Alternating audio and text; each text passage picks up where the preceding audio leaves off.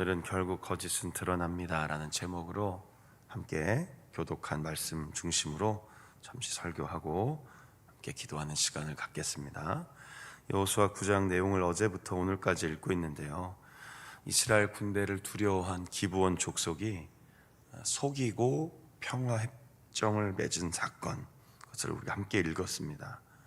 중요한 것은 기브온 족속이 이스라엘 백성들을 속였다가 아닙니다. 이스라엘 백성의 지도자 여호수아와 족장들이 하나님께 묻지 않은 것이 더 중요합니다. 우리를 속인 사람이 중요하지 않습니다. 우리가 하나님께 묻지 않고 어떤 일 속에서 문제가 일어난 것이 더 중요하고 주목해야 할 사항입니다. 먼 지역에서 온 사람들인 줄 알고 평화 조약을 맺었는데 오늘 16절 보니까 며칠이 안 돼서 금방 밝혀졌습니다. 가까운 곳에 있었던 기브온 족속이라는 것을 알게 된 것이죠. 오늘 제목처럼 거짓은, 속이는 것은 반드시 드러납니다.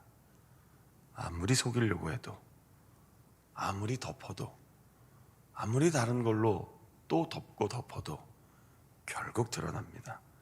그래서 하나님은 정직한 자를 기뻐하시는 것입니다. 다 드러날 건데 계속 거짓말로 사는 것이 아무 의미 없다는 것을 성경을 통해 또 우리의 삶을 통해 배우고 경험하셨을 것 같습니다. 결국 18절 이후에 보면 어제도 말씀드렸지만 단순히 군사적인 조약이 아니었습니다. 단순히 나라 대 나라 그런 서약이 아니었습니다. 하나님의 이름으로, 여호와의 이름으로. 그것이 이스라엘 군대의 아주 중요한 상징적인 일이었습니다. 지금 가는 전쟁도, 지금 하고 있는 이 모든 전투도 단순히 땅이 없으니까 땅 빼앗으려고 들어가서 마음껏 그 주민을 약탈하는 게 아닙니다. 그래서 첫 번째 전투의 전리품도 가지지 못하게 했습니다. 이 정복은 소유에 있지 않습니다. 하나님의 거룩한 땅임을 선언하고 이 땅에 하나님이 이 세상의 왕이심을 전하고, 그래서 가장 중요한 것은 평화가 맞으나 불가피하게 전투가 일어났을 때에는 하나님의 이름으로 들어간 거룩한 전쟁이었습니다.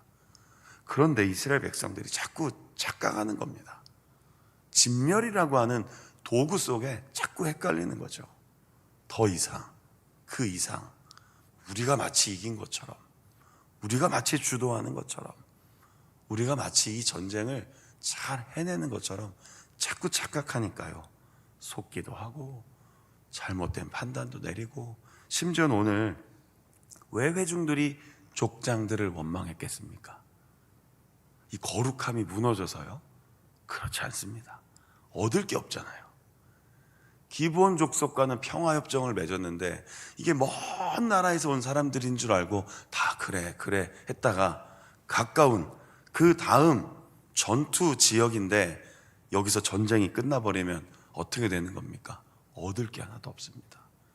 지금 이스라엘 백성들이 얼마나 나약하고 인간적이고 부족한 게 이렇게 드러나는지 잘 보셔야 됩니다.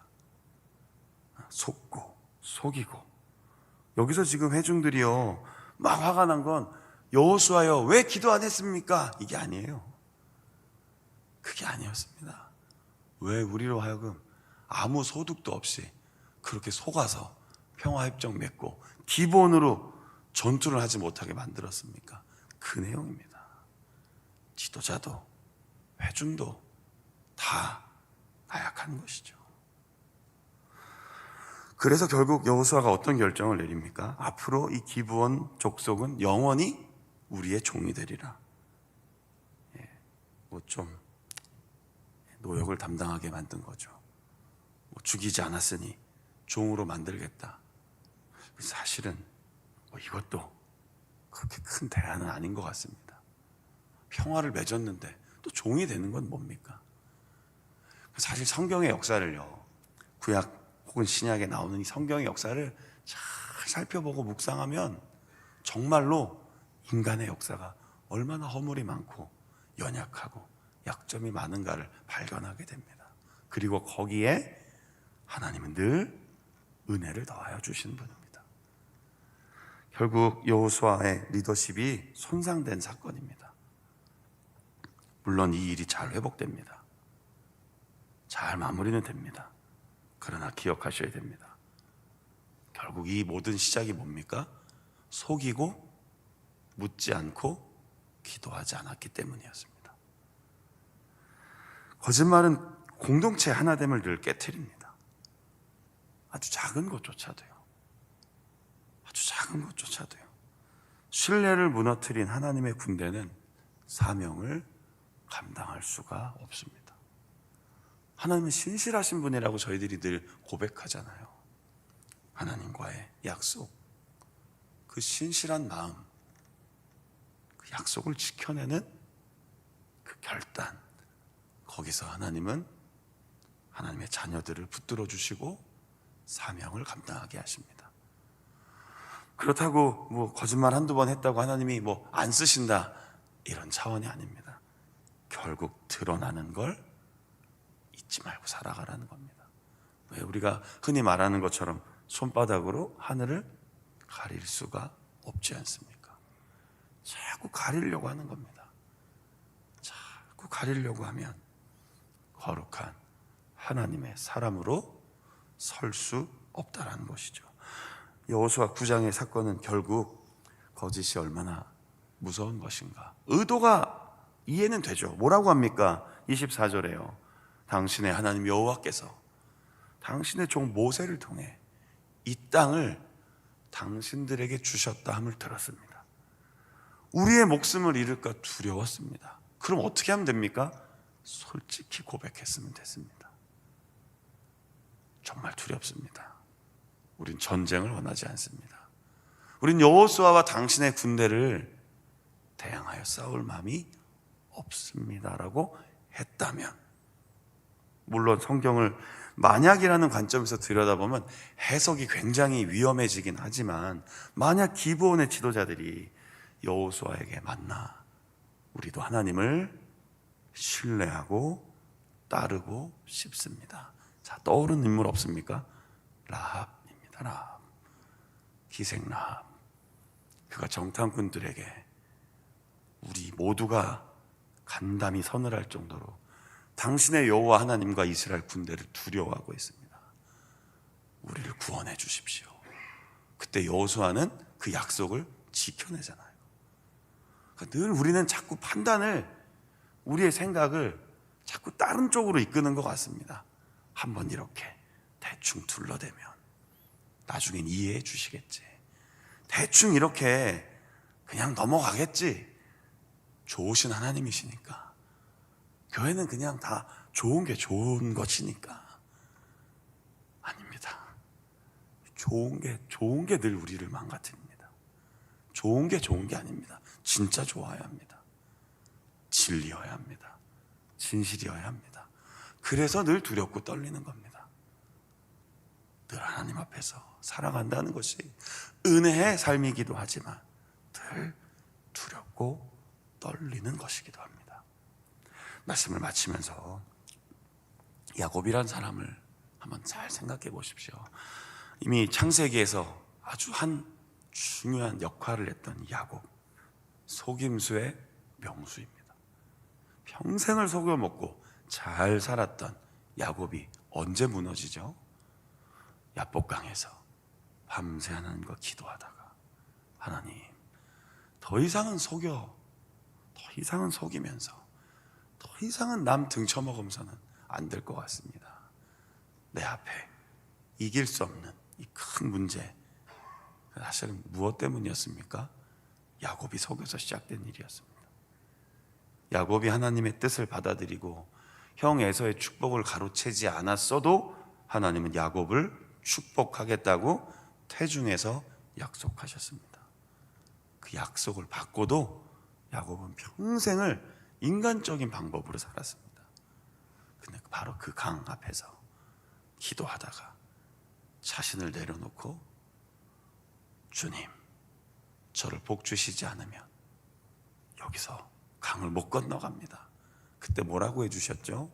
너의 이름을 이스라엘이라 하겠다. 그게 우리가 성경에서 읽고 있는 이스라엘의 역사입니다. 내가 너와 함께한다. 내가 너와 싸워 너를 더 높여주겠다. 너의 걱정하고 염려하는 것을 내가 붙잡고 있다.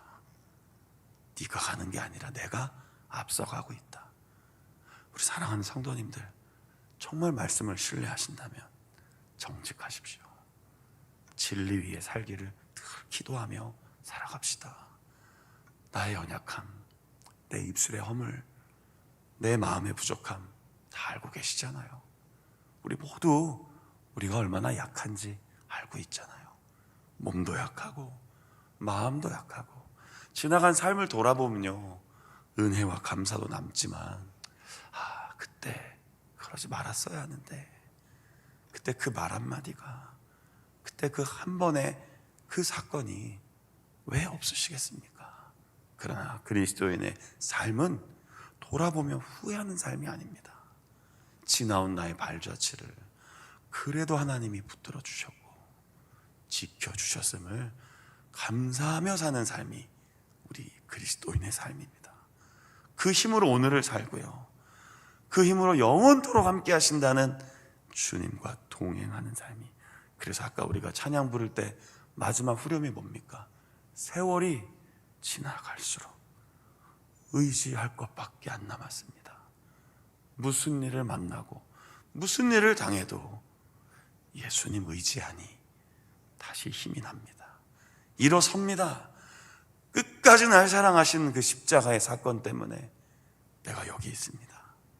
아무도 나를 정죄할 수 없습니다. 하나님의 사랑 안에 있습니다. 그 도우심을 힘입어 진실되게, 정직하게, 믿음으로 오늘 하루를 살아가시기를 축복합니다.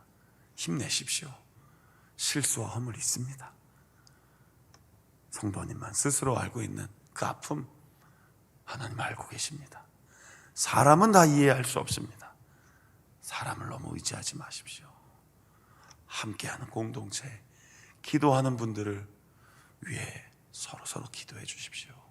그리고 우리 구장을 통해 이렇게 보게 되는 중요한 교훈을 마음에 새기고 오늘도 우리를 사랑하시는 그 그리스도 안에서 믿음으로 승리하시기를 주 예수 그리스도의 이름으로 축원합니다. 아멘. 기도하겠습니다. 하나님, 우리도 이런 실수를 반복하지 않기 위해 기록된 말씀을 주셨으니 드러날 거짓, 금방 드러날 속임수가 아니라 정직하고 진실하며 신실하게 기도하며 살아갈 수 있도록 우리의 마음을 붙들어 주옵소서. 우리의 생각과 판단이 늘 온전하지 않습니다. 우리의 육체도 늘 연약합니다. 우리의 삶의 모든 순간순간들 우리가 예측할 수 없습니다. 그래서 우리는 누군가에게 그 책임을 묻고자 하고 탓을 하고 때로는 불평하고 원망하고 후회하며 지낼 때도 있습니다.